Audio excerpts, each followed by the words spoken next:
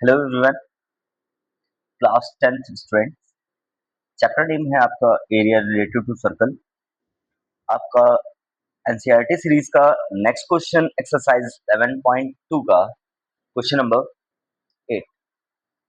अब इस क्वेश्चन को समझेंगे। क्या कह रहा है कि अकॉर्डिंग टू दिस डायग्राम, आप फिगर में देख रहे होंगे, डायग्राम में आपको शो किया जा रहा है इमेज में, जिसमें बताया जा रहा है कि 15 सेंटीमीटर का फील्ड लेंथ, मतलब एक स्क्वायर के फॉर्मेशंस में एक आपका फील्ड है जिसकी साइड कितनी है, 15 सेंटीमीटर, जिसमें 5 सेंटीमीटर की लेंथ का एक रोप है जिससे घोड़ा बांधा गया है हॉर्स को।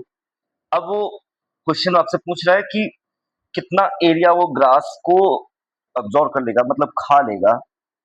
ठीक है। उसके बाद दूसरे स्टेटमेंट में क्या कह रहा है कि इंक्रीजिंग द एरिया, अगर हम 10 मीटर उसको रस्सी उसकी बढ़ा देते हैं तो ठीक है, तो कितना इंक्रीज होगा एरिया। तो इस क्वेश्चन को सॉल्व करने के लिए पहले आपको दिया क्या क्या है मेंशन देख लेते हैं। अब अकॉर्डिंग टू सर्कल के फॉर्मेशंस में अगर हम देखेंगे, सर्कल का एक पार्ट हो गया तो 90 डिग्री का एंगल, क्योंकि स्क्वायर है आपका और रेडियस उसकी 5 सेंटीमीटर। तो आप एरिया निकालेंगे तो कितना हो जाएगा, एरिया का फॉर्मूला निकाल कर। ठीक है। सो जब एरिया आपको प्रोवाइड हो जाता है कि ओवरऑल सर्कल का एरिया कितना, उसके बाद हम देखेंगे सर्कल के एरिया से 1/4 कर देंगे उसको, तो आपको एक पार्ट का आपको एरिया प्रोवाइड हो जाता है।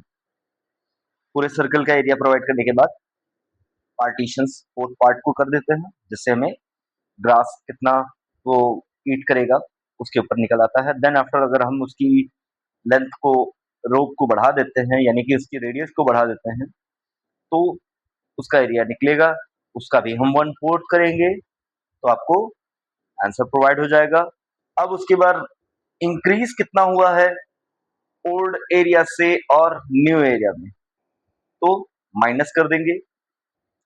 पहले इतना था, बाद में इतना हो गया, माइनस करने पर रिमेनिंग आपको इतना इंक्रीमेंट मिला, इतना एरिया आपको इंक्रीज हुआ। That's your answer. Thank you.